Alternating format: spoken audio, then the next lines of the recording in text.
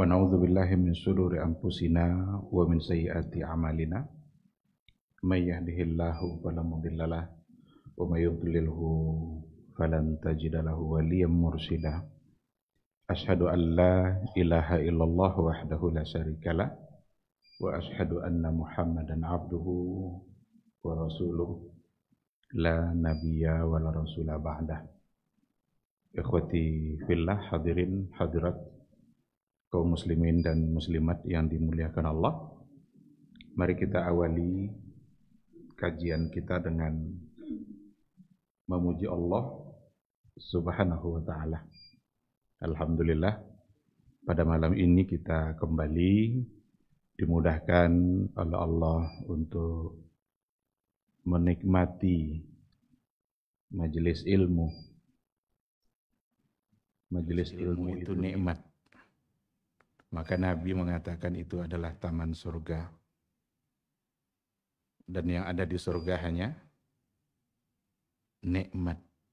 Ada enggak selain nikmat dalam surga? Tidak ada. Rasul mengatakan majelis ilmu itu adalah taman surga. Berarti di dalamnya hanya ada yang indah-indah saja.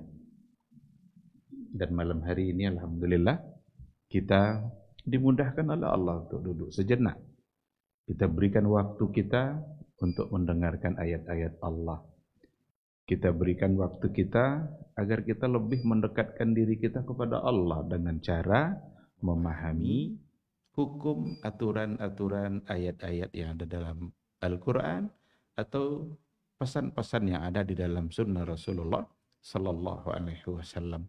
Mudah-mudahan berbagai macam bentuk fadilah yang telah disampaikan oleh Nabi kita untuk orang-orang yang berada di majelis ilmu, malam hari ini insya Allah bisa kita dapatkan.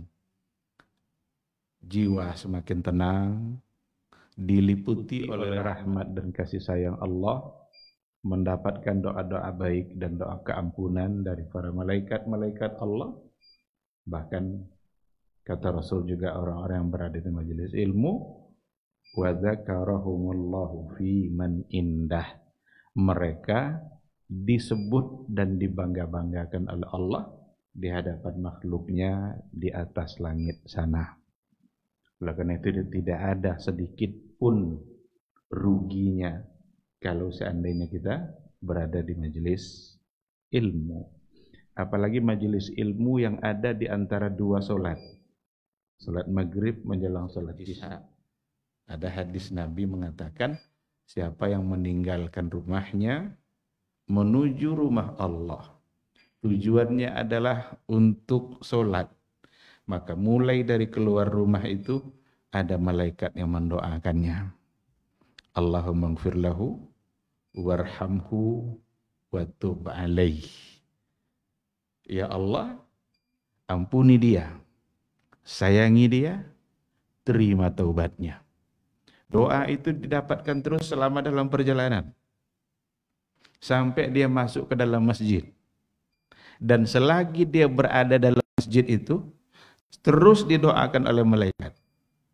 Ma lam yu'zi au lam yuhdits. Selama dia tidak menyakiti orang dan selama dia tidak berhadas. Itu hadis. Hadisnya sahih, bisa kita tengok dalam berbagai kitab hadis. Jadi 3 doanya. Allahumma ighfir lahu warhamhu wa tub alaihi. Sayangi, ampuni, terima taubatnya. Kalau ini doa malaikat untuk kita, lalu dikabulkan pula oleh Allah doa itu, betapa bahagianya kita sebagai hamba Allah. Berarti dosa-dosa kita diampuni dan kita mendapatkan rahmat dan kasih sayang dari Allah Subhanahu wa ta'ala. Selagi berada dalam masjid, selagi dia tidak mengganggu orang. Mungkin apa makna mengganggu orang di sini? Kalau ada telepon, tidak usahlah nelpon keras-keras suara dalam masjid. Karena orang lain sedang. Ini kadang pas diangkat telepon, halo, apa kabar? Mengganggu orang. Kalau dia sudah mengganggu, stop doa. Berarti tidak didapatkan lagi tidak didapatkan lagi doa itu. Nah, mudah-mudahan sekarang ini selagi kita berada di rumah Allah, apalagi sambil menunggu waktu sholat berikutnya, doa-doa baik tadi akan senantiasa kita dapatkan. Amin, amin ya rabbal alamin. Ikhwati fillah, selawat dan salam kita ucapkan untuk Rasul kita yang mulia, Nabi Muhammad sallallahu alaihi wasallam. Allahumma salli ala Muhammad wa ala ali Muhammad. Mudah-mudahan hanya beliau yang kita taati, kita tauladani. Beliau diutus oleh Allah Subhanahu wa taala untuk menyampaikan risalatul Islam, dan beliau sudah sempurna dalam menyampaikan risalah itu. Tinggal lagi kita yang harus sempurna pula atau berupaya agar sempurna pula dalam melaksanakan pesan-pesan yang telah beliau sampaikan. Mana yang beliau haramkan kita haramkan, mana yang beliau halalkan kita ikut menghalalkan, mana yang beliau sunnahkan untuk kita ikuti, mana yang beliau larang untuk kita hindari. Begitulah cara membuktikan cinta kita kepada beliau, dan cinta kita kepada Nabi itu adalah cinta yang menyelamatkan, cinta yang membuat kita berbahagia di hari mahsyar kelak. Kata Rasul, anta ma'aman ahbabta. Engkau nanti di hari mahsyar bersama dengan orang yang engkau cintai. Kalau kita mencintai Nabi, mudah-mudahan nanti di hari mahsyar kita bersama dengan beliau. Kalaulah kita bersama Nabi di hari mahsyar, yakinlah kita adalah orang yang selamat. Mudah-mudahan semua kita bisa pantas untuk mendapatkan syafaat dari beliau, pertolongan dari beliau, yang tentu saja atas izin Allah Subhanahu wa ta'ala. Amin, amin ya rabbal alamin. Ikhwati fillah, muslim, urgensi itu pentingnya seperti apa? Penting enggak kira-kira akidah itu? Sebelumnya kita coba lihat dulu beberapa istilah yang sering kita dengar. Apa itu akidah? Kadang-kadang disebut juga dia dengan tauhid. Apakah sama antara akidah dengan tauhid?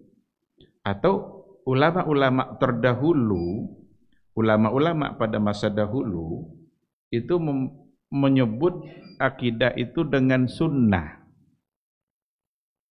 Ulama-ulama generasi awal dulu itu menyebut akidah itu dengan kata sunnah. Maka banyak buku-buku akidah yang judulnya sunnah. Umpamanya Imam Al-Muzani menulis salah satu dari bukunya, buku akidah, judulnya adalah Syarhus Sunnah. Syarhus Sunnah. Yang beliau maksud dengan sunnah di situ adalah akidah. Imam Ahmad menulis sebuah buku tentang akidah. Judulnya atau nama kitabnya Usulus Sunnah. Ini bukunya, Usulus Sunnah. Ini kitab akidah yang ditulis oleh Imam Ahmad. Kalau tadi Imam Al-Muzani, murid langsung dari Imam Syafi'i. Anaknya Imam Ahmad itu bernama Abdullah, menulis kitab akidah. Judulnya As-Sunnah. Nah, karena itu kata-kata as-sunnah pada generasi awal dulu, ulama-ulama mutaqaddimin dulu, yang mereka maksud adalah akidah. Oleh karena itu disebut tauhid, disebut akidah, disebut dengan sunnah. Ada kata al-iman, kitabul iman. Berarti itu maksudnya adalah kitabul tauhid atau kitabul akidah. Jadi ikhwati fillah, akidah ini tentu saja merupakan sesuatu yang sangat penting bagi kehidupan beragama kita, karena ini adalah pondasi. Pondasi itu yang dibangun pertama. Kita kalau seandainya membangun rumah, membangun sebuah bangunan, apa saja bangunan yang kita bangun, tidak mungkin kita mulai dari tiang. Tidak mungkin kita mulai dari dinding. Tiba-tiba nanti atapnya. Tidak. Mesti yang pertama dibangun itu adalah pondasi. Pondasi itu menentukan sebuah bangunan. Pondasi itu menentukan kokohnya sebuah bangunan. Kalau seandainya kita membangun ruko 3 lantai, pasti akan berbeda pondasinya dengan ketika kita membangun warung kecil yang hanya 1 lantai saja. Pasti tidak sama. Kenapa? Karena ini 3 tingkat ini. Tentu saja pondasinya harus lebih kuat, lebih dalam, lebih kokoh. Sementara kalau seandainya bangunannya kecil saja, kadang-kadang pondasinya bata aja disusun-susun. Ada orang buat perumahan sekarang pondasinya bata. Setahan apa kira-kira rumah kalau seandainya pondasinya cuma bata disusun-susun gitu. Paling nggak ada besinya yang sudut-sudutnya aja lah, yang tapak gajah kata orang itu. Tapi yang bagian-bagian ini enggak dikasih besi. Islam itu kalau mau kita ibaratkan sebagai sebuah bangunan, maka dia berawal dari pondasi. Dia berawal dari asas. Maka pondasi itu bahasa Arabnya adalah asas. Seberapa kuat asas, sekuat itulah Islam kita. Kalau seandainya asasnya tidak kuat, maka Islam kita akan lemah, mudah terpengaruh. Karena pondasinya tidak kokoh. Itulah sebabnya kita perlu mengkaji ini dan kita awali dari urgensi akidah. Pentingnya akidah bagi kehidupan beragama kita karena memang tujuannya supaya kita mengerti seberapa penting pula kita belajar akidah. Ini jangan dianggap remeh. Belajar akidah bukanlah belajar yang asal-asalan. Bahkan kita harus memberikan porsi waktu kita untuk mendalami persoalan akidah karena dia adalah pondasi yang sangat menentukan bagi kehidupan beragama kita. Rasul dan Rasul yang sebelumnya, berarti semua Nabi, semua Rasul, semua utusan Allah, ketika mereka memulai dakwahnya, semua mereka asas dakwahnya adalah at-tauhid. Asas dakwahnya adalah al-aqidah. Nanti kalau seandainya apakah persis sama antara akidah dengan tauhid, kita bisa melihat. Memang kalau sudah kita bicara tauhid, berarti kita fokus bicara tentang Allah. Bagaimana kita mengesahkan Allah.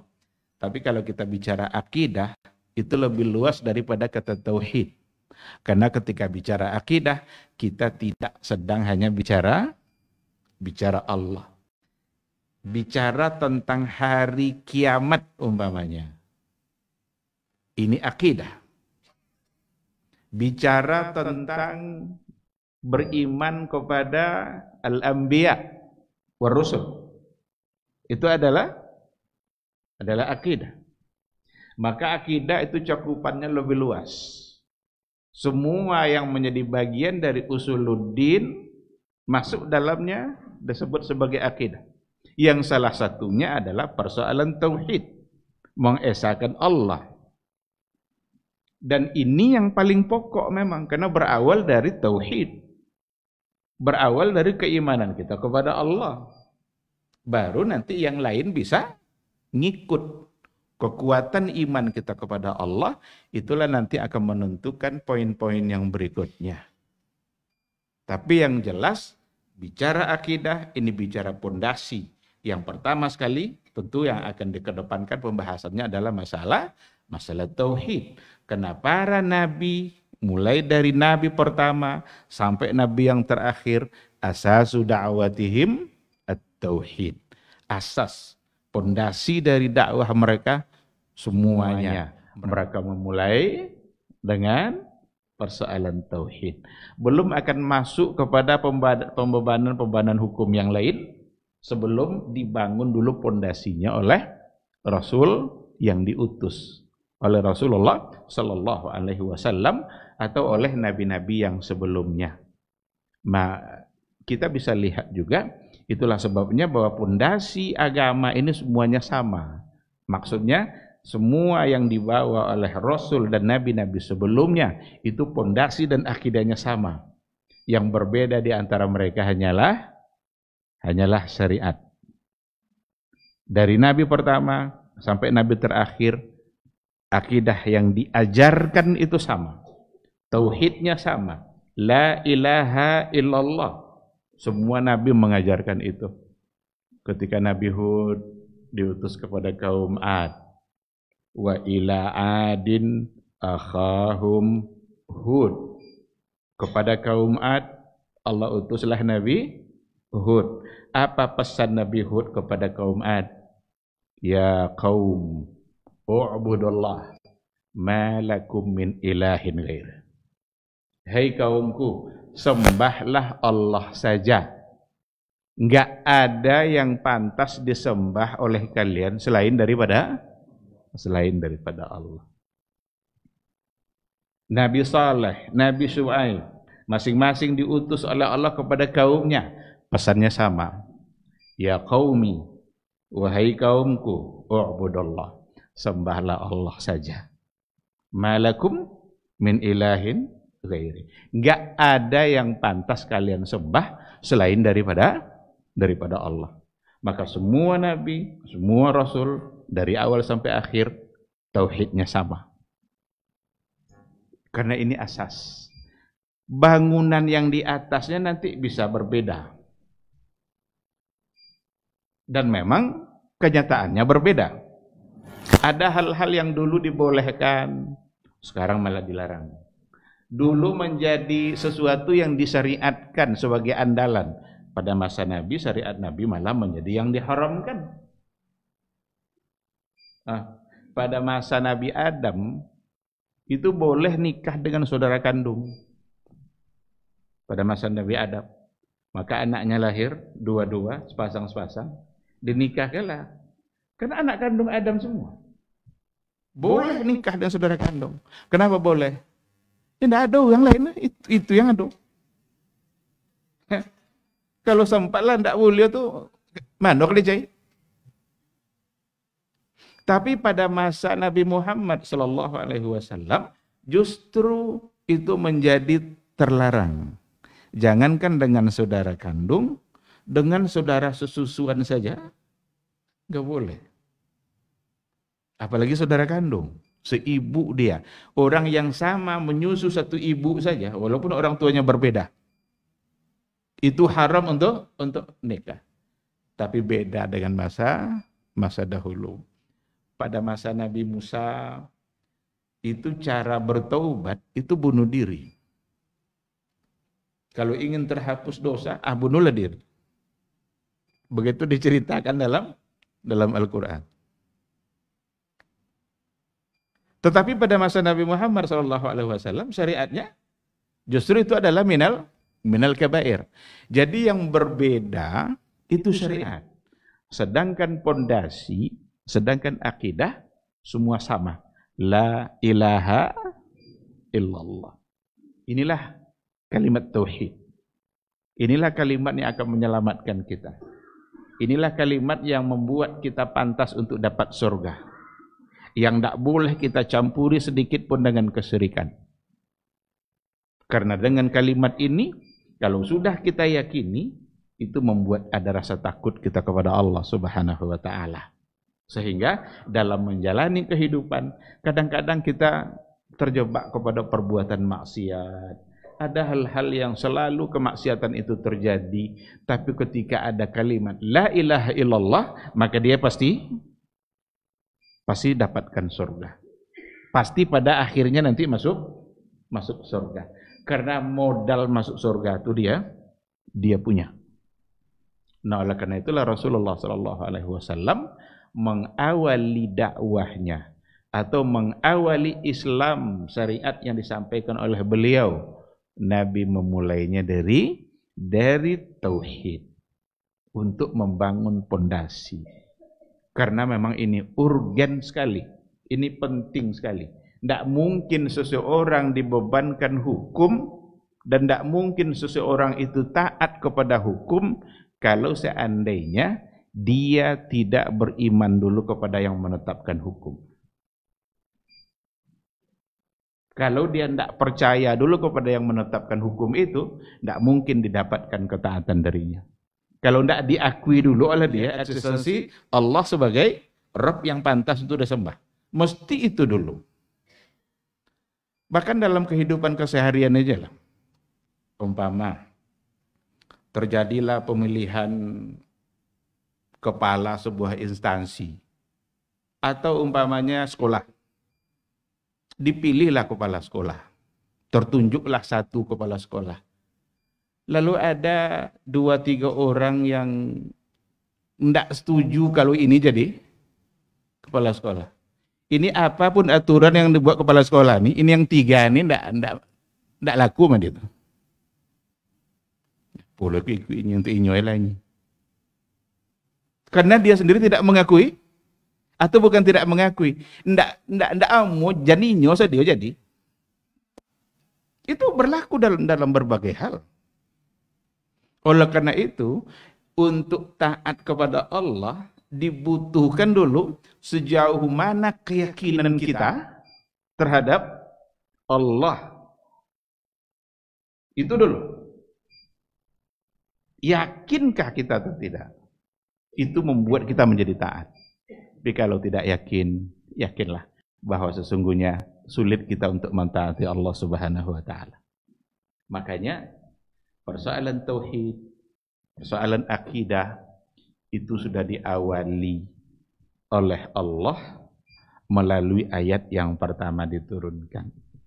Ini saya sudah sering menyampaikan bahasan ini di mana-mana bahwa ayat yang pertama diturunkan oleh Allah itu sesungguhnya adalah ayatul akidah.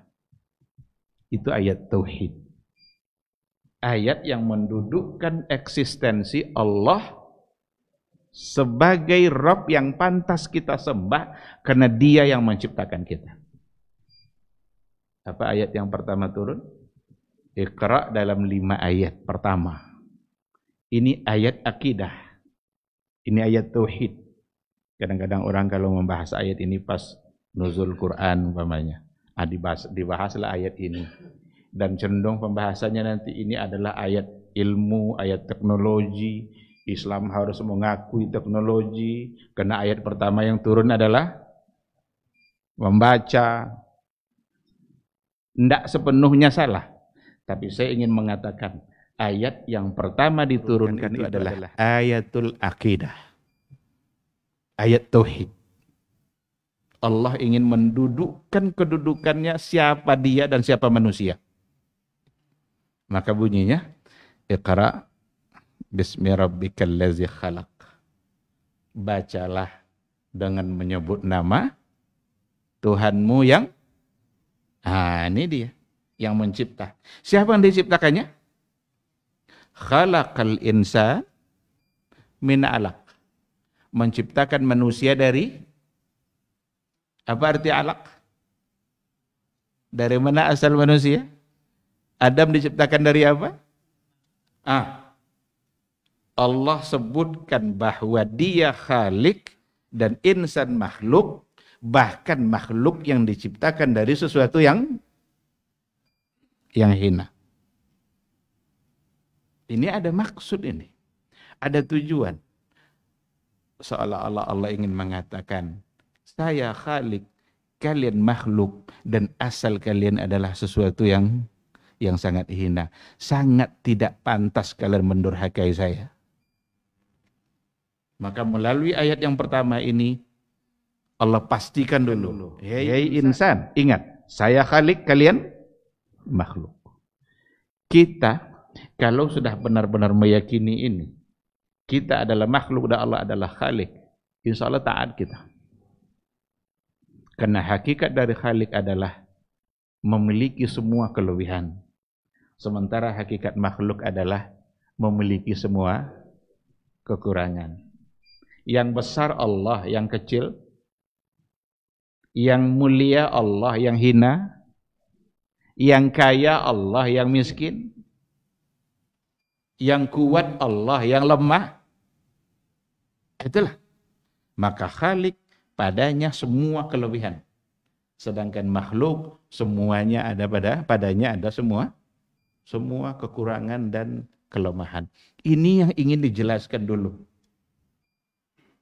Kalaulah benar-benar kita meyakini ini, meyakini bahwa kita lemah, Allah kuat, kita yakini Khalik, maka dalam pembagian, dalam kajian akidah, dalam kajian tauhid, para ulama membagi-bagi dalam mengenali Allah itu dibagi-bagi nanti apa yang harus kita kenali tentang Allah itu. Maka ada nanti persoalan rububiyah, ada uluhiyah, ada asma wa sifat. 3 hal ini yang harus kita imani dan Allah esa dalam hal ini. Ketika dikatakan kul huwallahu ahad, katakanlah Allah itu ahad. Apanya yang ahad? 3 ini. Allah itu esa pada rububiyah, esa pada uluhiyah, dan esa pada asma wa sifat. Nanti barangkali pada saatnya kita akan bisa bahas lebih mendalam, lebih jauh. Sekarang kita gambarkan. Ketika dikatakan Bismi rabbikal ladzi khalaq, itu salah satu dari makna rububiyahnya Allah Subhanahu wa taala. Dia yang menciptakan kita. Dia yang ketika dia ciptakan, dia menyediakan semua bentuk apa yang kita butuhkan. Allah dengan segala hikmahnya menciptakan. Tidak berhenti pada sekadar cipta, tapi Allah sediakan semua bentuk kebutuhan. Apapun yang dibutuhkan oleh yang diciptakan, maka Allah sediakan. Apapun bentuknya yang dibutuhkan oleh makhluknya itu, maka tidak terkatung-katung kita. Nah, kalau saat ini sudah kita yakini bahwa kita diciptakan oleh Allah dan Allah juga menciptakan semua kebutuhan kita, berarti semua rezeki kita. Maka tidak ada yang harus dikhawatirkan dalam persoalan rezeki. Ini konsekuensi dari beriman Allah sebagai pemberi rezeki. Tidak ada yang harus dikhawatirkan. Kenapa kita harus khawatir? Karena rezeki kita tidak akan diambil oleh siapapun.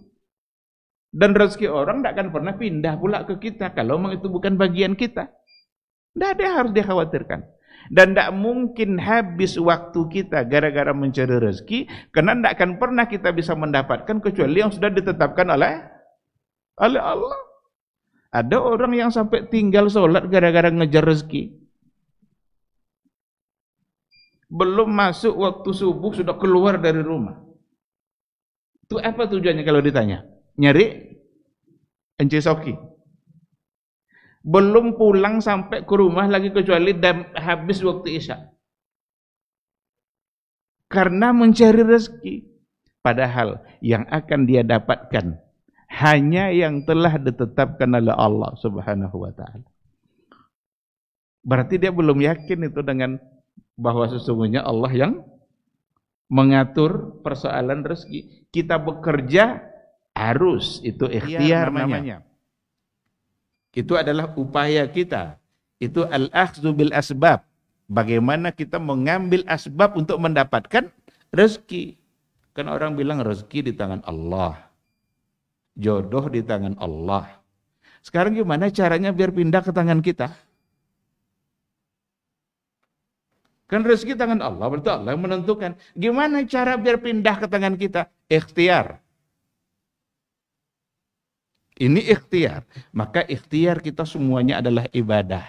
Ikhtiar bukanlah semata-mata kerja, ikhtiar kerja kita yang menentukan rezeki kita.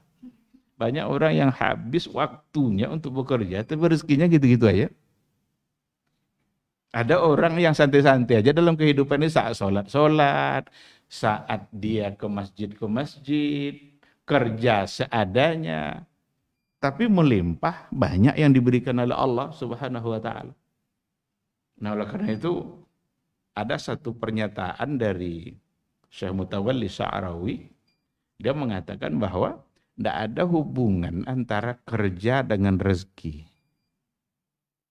Bisa tidak kita percaya ini? Tidak ada hubungan antara kerja dengan rezeki. Percaya Bapak ini? Ente yo ente ndak, Pak. Tapi kalau sudah kita tengok kenyataan yang ada, betul ungkapannya. Apa contoh? Janin yang di dalam rahim seorang ibu, ada kerjanya enggak? Nah, ada Soki. Lahirlah bayi tadi. Ada kojo. Nangi kojo. Ada Soki. Itu enggak ada hubungan kojo aja Soki.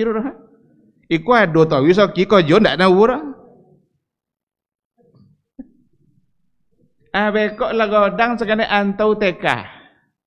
Ada Soki? Ada kojo? Lah buat contoh dah. Beliau mengatakan tidak ada hubungan kerja sama rezeki. Kerja itu ikhtiar dan itu ibadah kita. Harus kita kerjakan. Adapun rezeki Allah yang menentukan. Maka pahami baik-baik. Apa kata Allah? Wa fis samaa'i rizqukum. Di langit sana rezeki kalian. Coba yang awak duit di muka bumi lah, tapi rezeki deh. Wa fis samaa'i rizqukum. Wa ma tu'adun. Di langit sana rezeki kalian diatur oleh Allah. Wa ma tu'adun, dan apa-apa yang kalian sudah diberikan janji itu oleh Allah. Kalau sudah dijanjikan oleh Allah kita mendapatkannya, maka pasti Allah akan memberikan. Tinggal kita dekat-dekat dengan yang memiliki rezeki. Dekat-dekat dengan dia, nyo punyo. Pandai-pandai lah kena mencuke. Kalau dah wak ke pejabat mau kan cuke-cuke sekalian. Itu proposal wak copek tu. Puji-puji. Menghebat Pak Bupati kan ya. Program mah jalan sadonya. Tujuan-tujuan ke proposal Paknya sudah tu. Capek doh. Allah Subhanahu wa taala dia pemilik segala-galanya. Dia pemilik rezeki. Dekat-dekatlah dengan yang memiliki rezeki itu, pasti insya Allah akan cepat diberikannya. Maka orang-orang yang dekat dengan Allah, ulun diminta lah dibayar. Ulun diminta lah dibayar. Maka ayat mengatakan apa? Wa may yattaqillaha yaj'al lahu makhraja wa yarzuqhu min haitsu la yahtasib. Orang yang bertakwa kepada Allah, Allah berikan ia solusi bagi persoalan kehidupannya dan diberi rezeki yang tidak diduga-duga. Tidak diduga-duga kan lu minta lah tiba. Tapi kalau kita jauh dari yang memiliki rezeki itu dari Allah, lah puede minta, ndak yo tiba-tiba.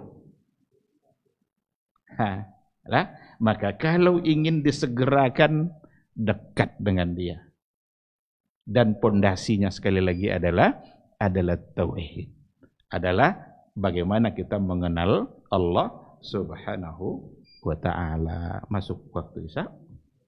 Kita jawab dulu insyaallah suara azan.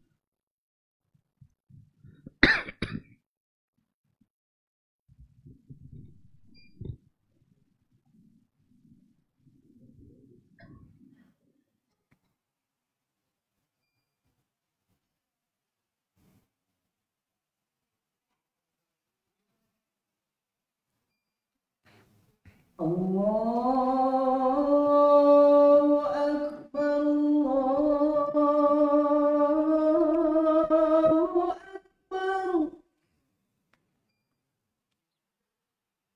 Allahu Akbar,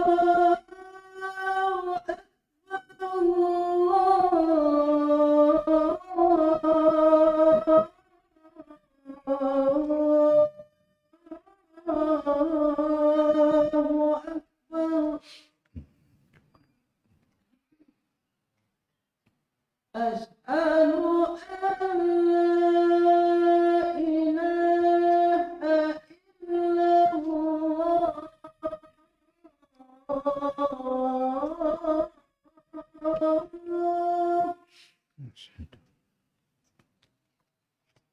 Ashhadu an la ilaha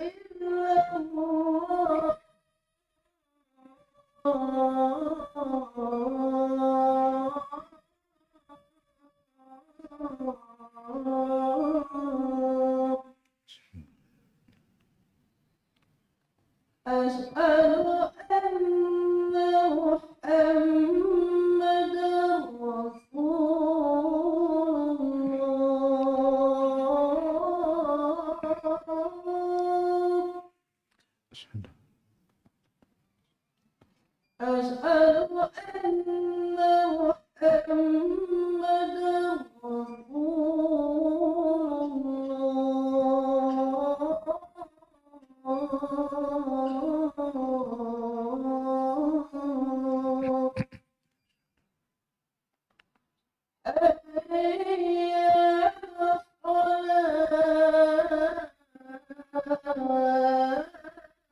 الله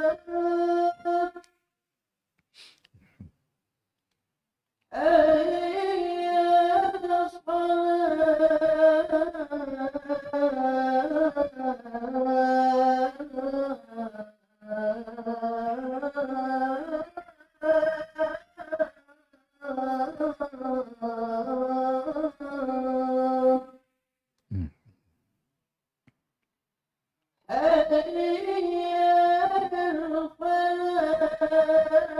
على الصلاة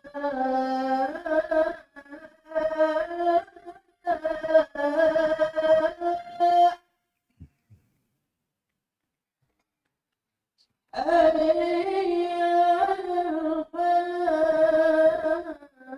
حي على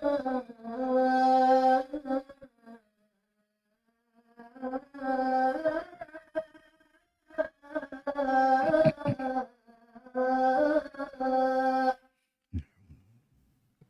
الله أكبر الله أكبر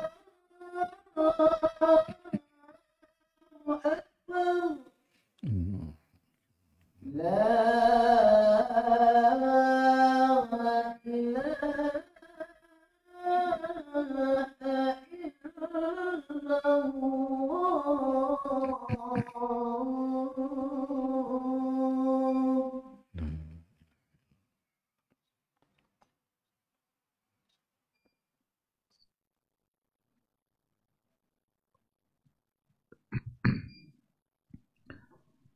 Bismillahirrahmanirrahim. Alhamdulillah wassalatu wassalamu ala Rasulillah wa ala alihi wa sahbihi wa mawala. Ikhwati fillah, ma'asyaral hadirin wal hadirat, rahimani Allahu wa iyyakum. Kembali kita sedikit ke materi kita. Nanti soal kita bertanya jawab jika ada pertanyaan.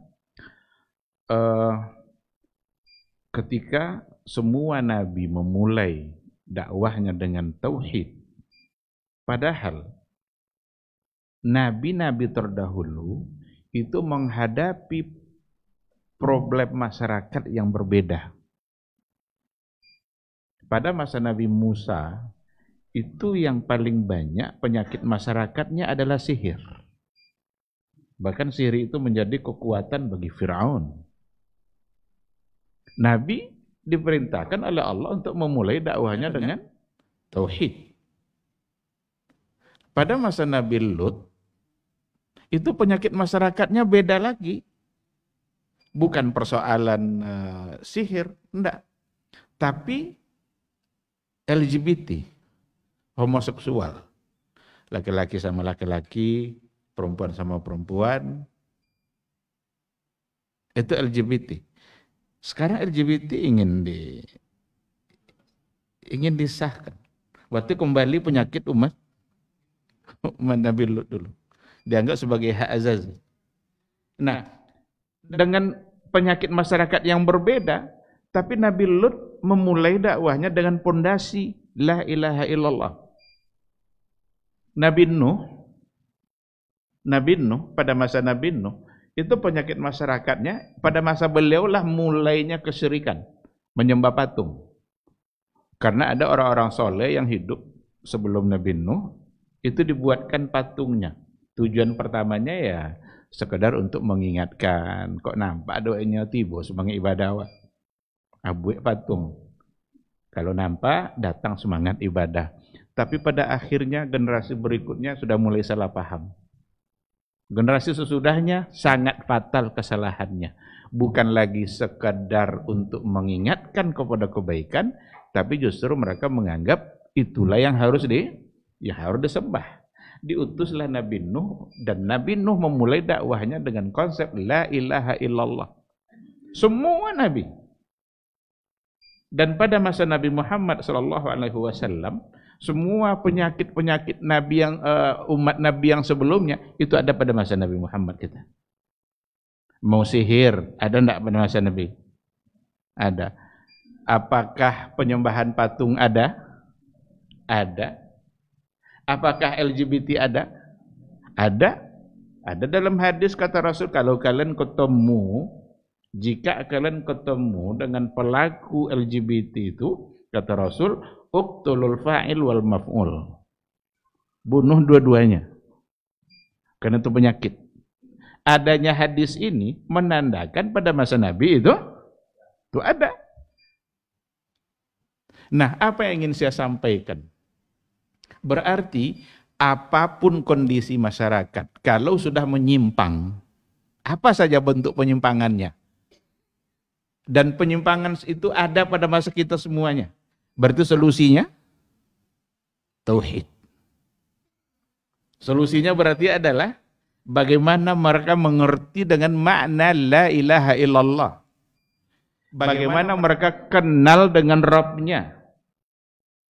Karena penyimpangan-penyimpangan terjadi itu menggambarkan bahwa seseorang sudah lupa dengan siapa yang menciptakannya. Sudah lupa dia dengan siapa yang memberikan dia rezeki. Sudah lupa dia dengan siapa yang memberikan kehidupan. Lupa dia kalau hidup ini akan berakhir. Dianggapnya semua tindakan-tindakan dan perbuatan dia tidak akan ada pertanggungjawabannya nanti. Lupa dia dengan itu semua. Maka Nabi kita hadir untuk menyampaikan konsep tauhid, dikenalkan kepada Allah, dikenalkan kepada siapa yang memberikan kehidupan, dikenalkan bahwa hidup yang sesungguhnya bukan di dunia, tapi adalah di akhir kelak. Oleh karena itu, surat yang kedua turun apa? Al-Mudaththir. Al-Mudaththir kata para ulama, walaupun ada perbedaan, ada yang mengatakan yang kedua turun itu Al-Muzammil, tapi yang kuat adalah Al-Mudaththir. Coba analisa nanti, tadabbur surat Al-Mudaththir. Salah satu dari ayat yang ada di dalamnya apa? Kullu nafsin bima kasabat rahina. Apa artinya? Kullu nafsin, semua diri, semua jiwa, bima kasabat rahina, dengan apa yang telah dia lakukan, apa yang telah dia usahakan, rahina, dia mempertanggungjawabkannya.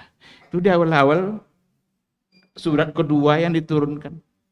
Berarti Allah yang menciptakan kita, Allah yang memberikan kita kehidupan, Allah yang memberikan kita, yang mematikan kita, dan Allah yang kembali nanti untuk menghidupkan kita. Maka datanglah nanti hari akhir, hari di mana kita akan mempertanggungjawabkan semua amalan. Maka Rasul datang itu bukan untuk memberitahukan bahwa kita akan mati. Karena semua orang tahu dia akan mati. Karena fakta memang menunjukkan yang hidup mati. Ada orang kemarin sama-sama kita dia mati. Bukan untuk itu sudah ada dalam pikiran orang jahiliyah itu. Bahwa mereka mati itu ada. Bahkan mereka menganggap kematian adalah akhir dari segala-galanya. Wa ma yuhlikuna illa dahar. Kita ini tidak dibinasakan kecuali hanya menunggu masa kematian saja. Kalau mati ya udah berarti selesai. Tapi Rasul diutus untuk memberitahukan bahwa setelah kematian akan ada hidup kembali. Aikot yang tidak nahu di kapal orang jahiliyah. Kalau mereka akan mati, ada. Tahu mereka. Tapi akan hidup kembali setelah kematian, itu tidak. Karena ini masalah gaib. Inilah iman.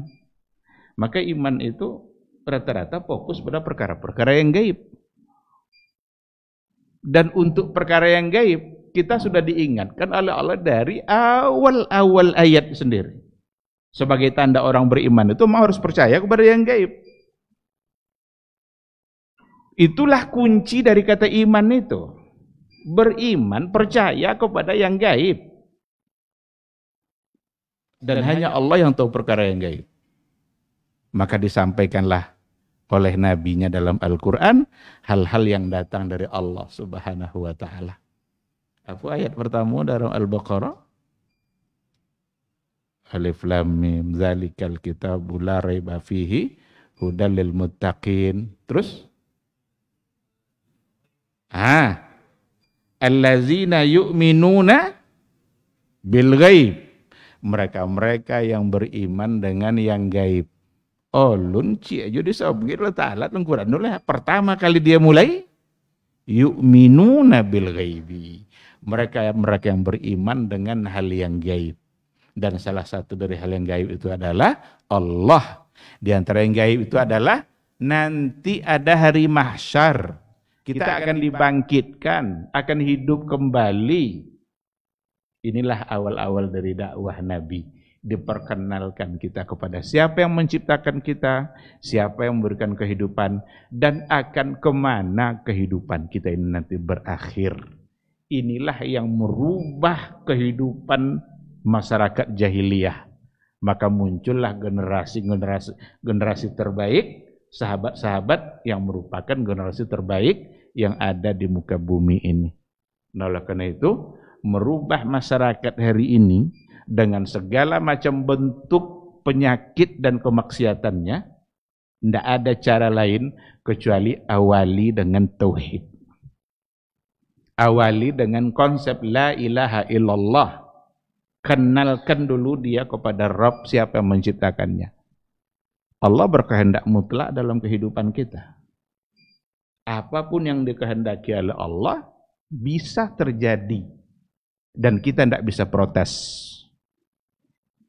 Allah bisa mematikan kita kapan saja. Allah bisa mematikan kita saat kita berbuat maksiat. Dan Allah bisa mematikan kita saat kita berbuat amal saleh. Ada orang yang wafat saat baca Quran. Ada orang yang wafat saat sujud. Tapi ada orang yang wafat mabuk-mabukan. Ada orang yang dimatikan oleh Allah saat di hotel kelebihan minum obat, mati. Itu semua kehendak siapa? Allah. Dialah yang berkehendak mutlak dalam kehidupan kita, dan itu yang harus kita yakini. Ini yang awal dari perubahan. Kita kalau merubah, nggak usah kita sebut masyarakat dulu, diri kita masing-masing. Kalau ingin berubah menjadi baik, awali dari pemahaman kita terhadap konsep la ilaha illallah. Kenali dulu Rabb kita secara baik. Kenali siapa yang menciptakan kita. Dia berkehendak mutlak dalam kehidupan kita. Bukan sekadar kita tahu dia pencipta saja. Kalau sekadar tahu, sekadar pencipta saja, asamalan orang jahiliyah dulu. Orang jahiliyah tahu juga dia Allah pencipta. Kalau ditanya man khalaqas samawati wal ard, la yaqulunna Allah. Kalaulah kamu tanya mereka, wahai Muhammad, siapa yang menciptakan langit bumi ini? Mereka jawab, Allah. Tapi orang beriman tidak hanya sekedar tahu Allah sebagai pencipta, Allah yang memberikan kehidupan, tapi harus berbuah kepada sikap. Kalau memang Allah yang memberikan kehidupan, berarti Dia jugalah sumber segala-galanya. Maka tidak ada yang perlu kita khawatirkan dalam kehidupan. Ini banyak kekhawatiran, apalagi soal rezeki. Atasan mempersulit bawahan nih pangke, nyetakui bekok-bekok ini lo atasan awak bekok ini. Copek lo nyoba awak bekok lo ini. Dia halang-halang, berarti ada ketakutan. Bahkan ada slogannya, kalau bisa dipersulit, kenapa? Kalau bisa dipersulit, kenapa harus dipermudah? Ini ciri-ciri orang yang bermasalah akidahnya. Karena ada kekhawatiran dalam persoalan rezeki. Padahal kalau sudah benar-benar kita yakin, Dia menciptakan kita, Dia mengatur rezeki kita, tak apa juga kan dia khawatir. Ketika ada orang buka usaha, buaya sih kau usaha deh, laris. Bekok dibuka lo deh, kawan seorang dokek sih kau. Abongi kadang nggak? Apa deh psikologi itu nyekian kena hanya. Apakah ketika ada orang lain buka usaha yang sama, lalu mengurangi rezekinya? Kurang deh atau enggak? Payahnya Pak Ucun. Orang yang beriman kepada Allah, kuat imannya, nak bahasa 10, orang jual lontong sih kok 10 lah. Tapi ketika Allah sudah tentukan rezekinya, dia pasti kalau pergi jalan ke sebuah watan di Pekanbaru, baderet sepanjang jalan itu toko perabot sudah. Nak apa aja ni ada, semua toko itu sama jualan. Nak kurisi, nak kasut, nak lemari, masing-masing ada rezekinya ditetapkan oleh Allah. Tapi caklah seorang yang jual sih kau. Kalau ndak kan lakunya Allah ndak seorang jual balik. Caknya seorang menjual. Maka ini buah dari beriman kepada Allah sebagai pencipta, dia pemberi rezeki. Harus ada bukti dalam kehidupan keseharian kita. Boleh jangan sama orang jahiliyah. Karena orang jahiliyah paham dia yakin dia Allah sebagai pencipta. Tetapi tidak berbuah karena dia tidak ikutkan keyakinannya kepada uluhiyah.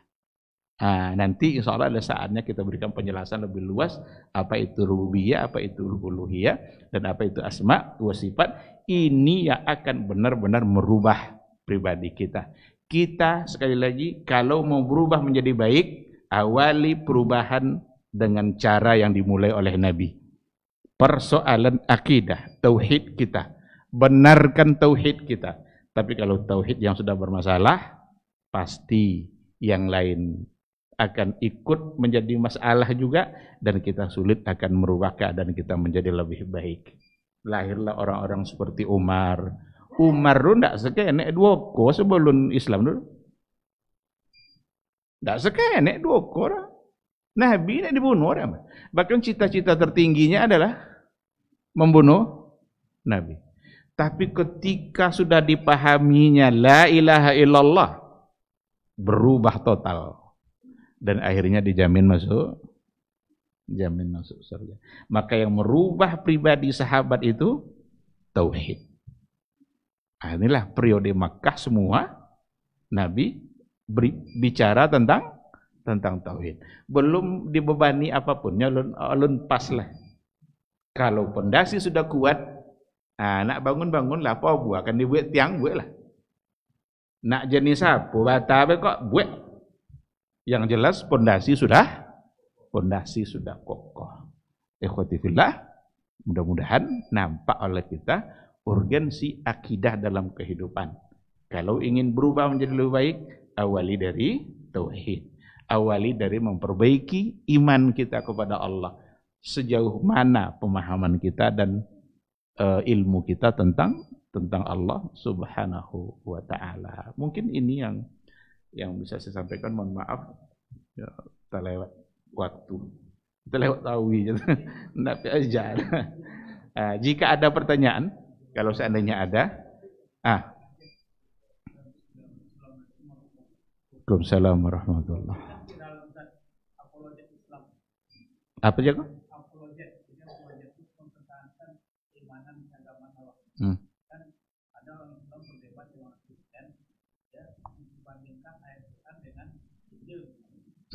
Kadang untuk melemahkan orang tersebut, kau memakai ayat yang tokoh-tokoh yang dipakai umat itu sebenarnya masih.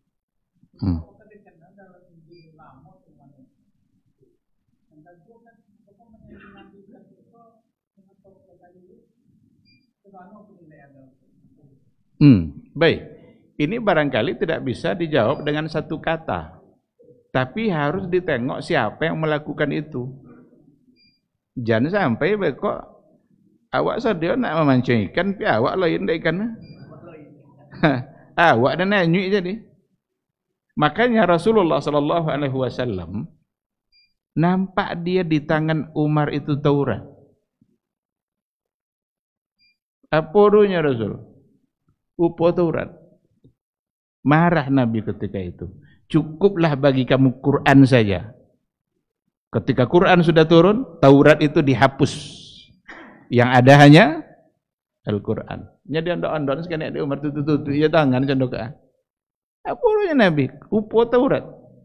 Tidak perlu kita Taurat untuk mengenal Islam. Tidak perlu kita Taurat untuk mengenal Allah. Karena cukup Al-Quran. Tapi kadang-kadang dalam metode dakwah, ada kadang orang ingin mencoba untuk berdakwah dari sisi itu. Ahmad Dedat umpamanya. Ada Ahmad Dedat itu orang yang sangat terkenal. Sekarang dia sudah meninggal. Yang masih hidup, kalau itu murid dia kalau nggak salah itu Zakir Naik, yang selalu mencoba untuk menyandingkan, dalam artian bukan menyamakan, karena akan pernah sama, cuma untuk mematahkan argumentasi. Argumentasi bahwa yang benar adalah Al-Quran. Nah, kalau kita sanggup untuk berbuat seperti itu, silakan untuk dilakukan. Tapi kalau seandainya umpama beliau diambil juga hati orang Kristen tu, dicai-cai kok umpama ayat ke samo condo kok tidak bisa dah. Apalagi ketika berhubungan dengan Isa sebagai anak Allah. Langit aja hampir runtuh hanya karena mendengar ada yang mengaku Allah punya anak. Imam Ahmad kalau jalan dia di pasar Baghdad itu atau di kota Baghdad, nampak orang Nasrani dia tutup motor. Apa kata Imam Ahmad? Tidak sanggup saya memandang kepada orang yang mengaku Allah punya anak. Bayang. Jadi tidak sanggup mata saya untuk memandang kepada orang yang menganggap Allah punya anak. Tutup motor. Aku behidu ke bawah. Artinya nyobi lah. Nah, jadi ini bukan ujaran kebencian. Ini izzah kita yang harus kita jaga. Jangan kita hina diri kita di depan orang-orang yang tidak pantas untuk kita berbuat seperti itu. Karena bagaimanapun, kalau dalam kehidupan bermasyarakat, kita sebagai manusia, sesama manusia, harus saling menghormati. Tapi dalam keyakinan kita, bahwa Islam satu-satunya agama yang benar di sisi Allah. Yang selain Islam, itu adalah salah. Wajib kita yakini itu. Jangan sampai salah pula nanti akidah kita. Karena sekarang ini kita diajak untuk salah kaprah, diminta untuk saling menghargai, bukan lagi saling menghargai, tapi menganggap semua agama sama dan benar. Kalaulah semua agama sama dan benar, seminggu-seminggu ya lah esok Kristen, tuh Yahudi sudah tuh balik ke Islam balik. Sebenarnya lebih lama orang dulu kan, tidak banyak tuntutan, tidak banyak yang haram-haram tuh. Kalau dalam Islam banyak, tapi itulah ujian bagi keimanan kita. Orang-orang yang siap untuk menjaga keimanannya, siap dia dengan segala macam aturan Allah itu, yang haram-haram, yang halal-halal. Maka tidak boleh kita menganggap semua agama sama. Oh, bukankah mereka punya kitab yang sama? Kitab samawi maksudnya. Yahudi punya Taurat, Nasrani punya Injil. Mereka punya kitab dulu asli, tapi kini tidak tentu menurut asli dulu. Tidak pernah Nabi Isa mengajarkan bahwa dia adalah anak Allah. Tapi yang ada di Injil sekarang, itu isi kan? Berarti sudah salah. Maka yuharrifunal kalima an mawadhi'ihi. Mereka merubah-rubah ayat-ayat Allah. Itu sifat dari ahlul kitab itu. Kalaulah mereka itu sama saja dengan Islam, tidak perlu lagi Nabi mengajak untuk kembali kepada Islam. Kan ada ayat, ya ahlul kitab, hai ahlul kitab, ta'alau ila kalimatin sawa. Ayo kembali kepada jalan yang benar, satu kata yang benar. Kalau diajak untuk kembali kepada jalan yang benar, itunya lah salah atau enggak? Salah.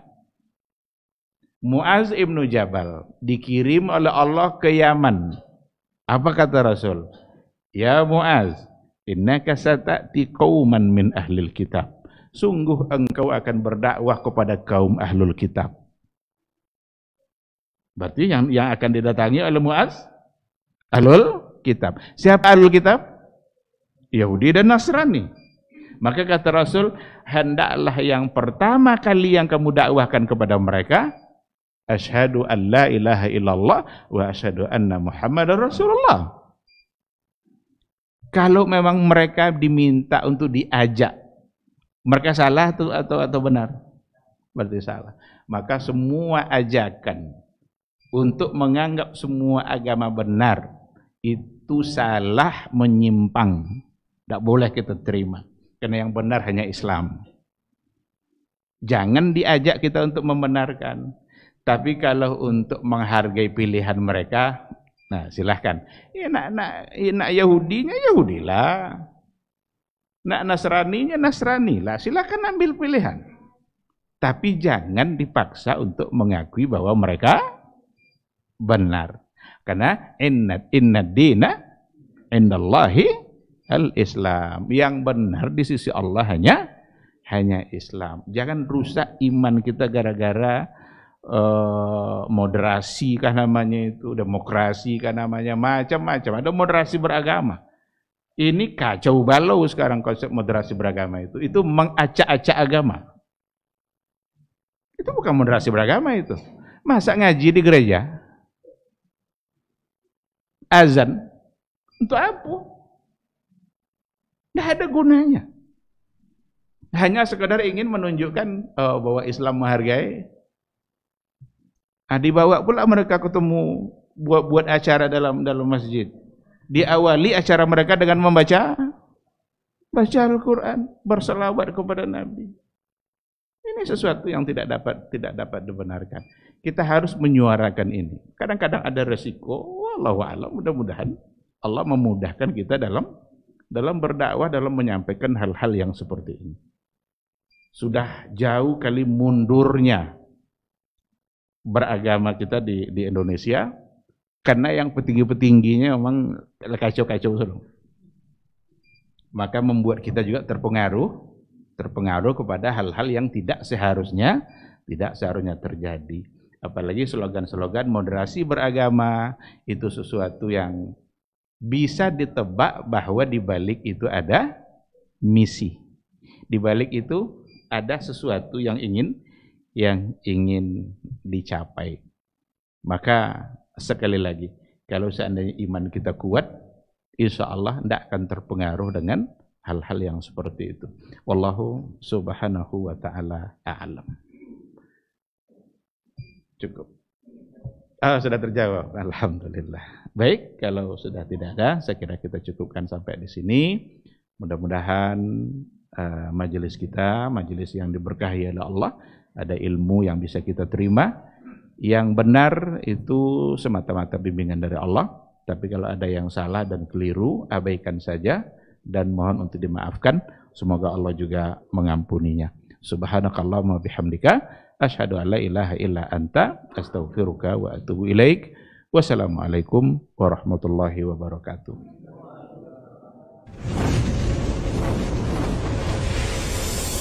Baba TV Sunnah, belajar agama baru alim.